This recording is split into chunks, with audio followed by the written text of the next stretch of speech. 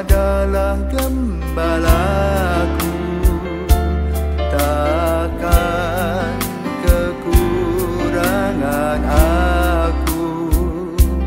Ia membaringkan aku di padang berumput hijau. Saudara-saudara yang terkasih di dalam Kristus, selamat pagi. Salam jumpa lagi dalam Sabda Siap Saji.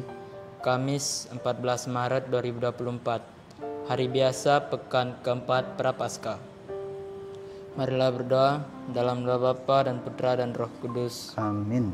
Allah Bapa sumber hidup abadi, kami telah menerima jaminan keselamatan abadi dalam diri Yesus Kristus Putramu.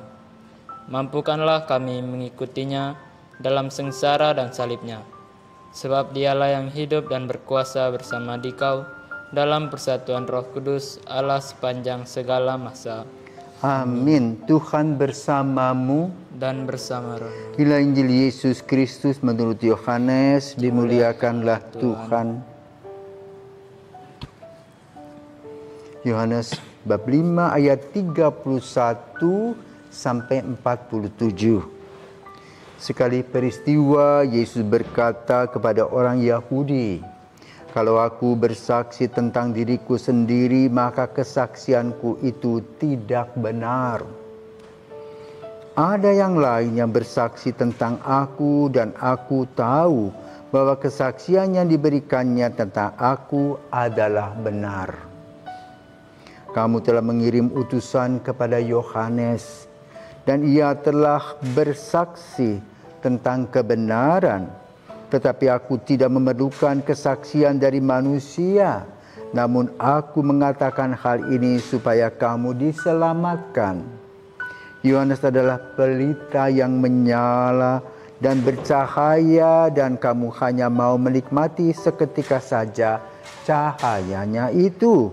Tetapi aku mempunyai suatu kesaksian yang lebih penting daripada kesaksian Yohanes, yaitu segala pekerjaan yang diserahkan Bapa kepadaku supaya aku melaksanakannya. Pekerjaan itu jugalah yang sekarang kukerjakan. Dan itulah yang memberi kesaksian tentang aku, bahwa Bapa yang mengutus aku, dialah yang bersaksi tentang aku. Kamu tidak pernah mendengar suaranya, rupanya pun tidak pernah kamu lihat, dan firman-Nya tidak menetap dalam dirimu, sebab kamu tidak percaya kepada Dia yang diutusnya. Kamu menyelidiki kitab-kitab suci, sebab kamu menyangka bahwa olehnya kamu mempunyai hidup kekal. Tetapi walaupun kitab-kitab suci itu memberi kesaksian tentang aku, namun kamu tidak mau datang kepadaku untuk memperoleh hidup itu. Aku tidak memerlukan hormat dari manusia. Tetapi tentang kamu, memang aku tahu bahwa di dalam hatimu kamu tidak mempunyai kasih akan Allah. Aku datang dalam nama Bapa-Ku, dan kamu tidak menerima aku. Jikalau orang lain datang atas namanya sendiri, kamu akan menerima dia. Bagaimanakah kamu dapat percaya? Karena kamu menerima hormat seorang dari orang lain, tetapi tidak mencari hormat yang datang dari Allah yang Esa.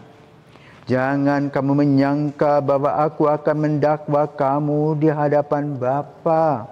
Yang mendakwa kamu adalah Musa, yaitu Musa yang kepadanya kamu menaruh pengharapan. Sebab jikalau kamu percaya kepada Musa, tentu kamu juga akan percaya juga kepadaku. Sebab Musa telah menulis tentang aku. Tetapi jikalau kamu tidak percaya akan apa yang ditulis oleh Musa, bagaimanakah kamu akan percaya akan apa yang aku katakan? Demikianlah sabda Tuhan, terpujilah Kristus. Selamat pagi Romo. Selamat pagi. Tadi Yesus sempat mengatakan, sebab kamu tidak percaya kepada Dia yang mengutusnya. Kenapa orang-orang pada zaman Yesus kurang percaya kepada Yesus. Padahal Yesus telah memberi kesaksian yang begitu banyak dari mujizat dan lain sebagainya. Selamat pagi para pirsawan, selamat pagi video. Selamat pagi teman-teman. Bacaan hari ini berat untuk kita yang tidak sekolah. Ya. Kenapa? Karena ini bermuatan teologi. Injil Yohanes adalah Injil yang berat. Ya. Yang membicarakan tentang Yesus ke depan. Ya. Lebih mendalam tentang kehadiran Yesus sebagai putra Allah.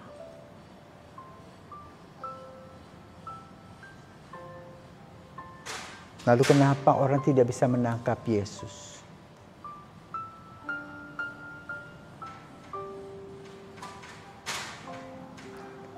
Pertama, orang-orang Yahudi ini yang sekolah hanya orang-orang ahli kitab.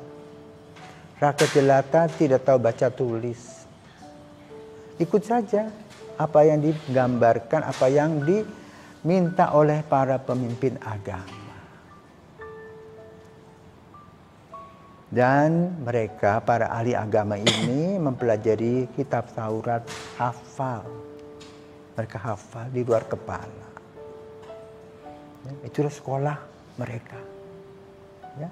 Sekolah itu dialami oleh Santo Paulus. Ya. Yang kita kenal gurunya adalah seorang Yahudi, Gamaliel, yang mengajarkan kepada Paulus rumusan-rumusan, pernyataan-pernyataan kitab-kitab itu. Dan menurut gambaran mereka, ya, Mesias itu akan datang pada tahun ke-5000. Jadi masih lama, karena pada zaman Yesus itu baru 1000. Ini perkiraan manusia, ya. Tapi perkiraan manusia dengan Tuhan kan beda. Nah, disinilah kesombongan orang-orang Yahudi.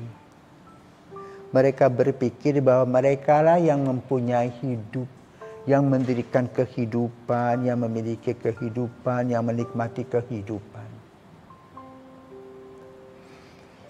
Padahal dalam perjanjian lama, dalam kitab-kitab mereka, Allah sudah mengutus para nabi dan raja-raja tetapi gagal. Maka lalu Yesus datang, putranya sebagai utusan. Dan tentu saja tidak mudah diterima. Kenapa? Sudah punya gambaran tentang keselamatan itu sendiri. Sekarang ada satu gambaran baru yang dibawa oleh Yesus. Bagaimana menerangkannya tidak mudah. Walaupun boleh katakan Yesus memberikan banyak mujizat. Hanya kerendahan hati bisa menerima Yesus. Kesombongan akan menutup. Toh pada zaman kita pun sama. Banyak orang sudah mengatakan free thinker, tidak mau percaya kepada Tuhan, bukan urusan lagi hidup mereka. Jadi kembali kepada zaman Yesus, bagaimana orang-orang tidak peduli kepada nilai-nilai keagamaan. Tetapi Yesus adalah Yesus, seorang guru agung, guru yang luar biasa, yang menerangkan kepada orang. Ya. Dalam proses pembelajaran kehidupan inilah Yesus masuk, maka lalu dia memberikan rumusan-rumusan seperti yang kita dengar pada pagi hari ini. Bagaimana Yesus diberikan informasi oleh Yohanes. Maka Yohanes itu disebutkan cahaya, tapi karena orang melihat cahaya itu yang mau diambil. Tidak pernah berpikir lagi ke depan apa yang akan menjadi bagian dari hidup mereka dalam bentuk keselamatan. Karena itu Yesus menerangkan. Dan penjelasan demi penjelasan Yesus tidak diterima dengan hati yang jernih. Sehingga orang menepis terus. Tetapi Yesus mengatakan nggak peduli, yang penting aku memberitakan. Maka kita yang saat ini sudah paham Karena kita sudah mengalami Yesus wafat, Yesus bangkit, Yesus menyelamatkan. Ini saja pada zaman kita tidak semua orang percaya kepada Yesus. Maka kita harus bersyukur kepada Tuhan karena kita telah dipilih oleh Yesus untuk percaya. Nah, bagaimana kepercayaan ini harus dipegang? Yang pertama, kita yakin bahwa yang diwartakan Yesus, akulah jalan, kebenaran, dan hidup, itu betul-betul terjadi dalam diri Yesus. Yang kedua, para rasul mengalami, jadi iman kita ada iman yang berdasarkan para rasul, yaitu Yesus yang wafat, bangkit, menyelamatkan. Pemberitaan ini yang kita ambil, maka kita harus terbuka kepada Tuhan Yesus, agar kita tidak degil, agar kita tidak kepala batu, agar kita tidak seperti seorang petani yang mencangkul di bebatuan, tetapi membuka diri dan hati dengan membaca kitab suci, saat ini mendengarkan pengajaran gereja, mengadakan paguyuban, ikut KBG, ikut paroki, dan berpikir positif tentang jalan keselamatan itu.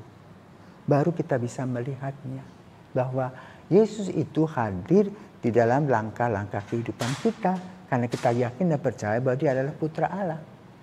Maka kita beruntung bukan menjadi masyarakat sebelum Yesus atau pada masa Yesus, tetapi pada saat sesudah kebangkitan Yesus. Ini pun kita masih berjuang. Ya. Karena itu, Filio, kamu sebagai seminaris harus belajar banyak tentang Yesus, supaya lebih mengenal secara mendalam dan bisa menerangkan siapakah Yesus. Ya. Kan Yesus mengatakan, apa yang aku kerjakan, itulah yang Bapa kerjakan. Karena kita memang percaya akan Allah Tritunggal. Sehingga kita lebih mudah memahami. Tetapi bagi orang-orang di luar gereja, kesulitan yang ada adalah menerima kehadiran dan juga menerima status Yesus sebagai juru selamat. Ini tidak mudah. Karena itu kita harus menerangkan dengan tenang, ya. Kita menerangkan dengan kehidupan kita sehari-hari, membuka mata orang bahwa kita hidup bersama dengan Yesus yang adalah jalan, kebenaran, dan hidup. Karena kita datang kepada Yesus, maka Tuhan Yesus selalu memberi kepada kita jalan-jalan yang luar biasa bagi kehidupan ini. Maka kita percaya ya, bahwa Yesus telah memilih kita. Kita percaya bahwa apapun yang kita alami bila Tuhan memberkati akan terjadi. Bukan hanya yang menyenangkan, tetapi juga yang membuat kita menderita dan susah. Dari sinilah iman kita diuji. Percaya atau tidak. Ya. Maka kita bisa merefleksikan diri sebagai Ayub pada masa kini. Yang bisa melihat tantangan dan hambatan sebagai suatu berkat bagi Tuhan untuk kita melihat bahwa jalan Allah adalah jalan yang menyelamatkan kita walaupun harus dilewati melalui lorong-lorong yang sempit dan kesulitan-kesulitan yang kita hadapi. Ya, semoga kita terbuka, kita rendah hati, kita mau mendengarkan, bukan seperti orang Yahudi yang kebal tidak mau dengar, tetapi betul-betul mau berusaha untuk membuka diri. Pelan tetapi pasti. Maka mari kita berjuang bersama saudara-saudara kita menuju Yesus. Selamat pagi, Tuhan memberkati.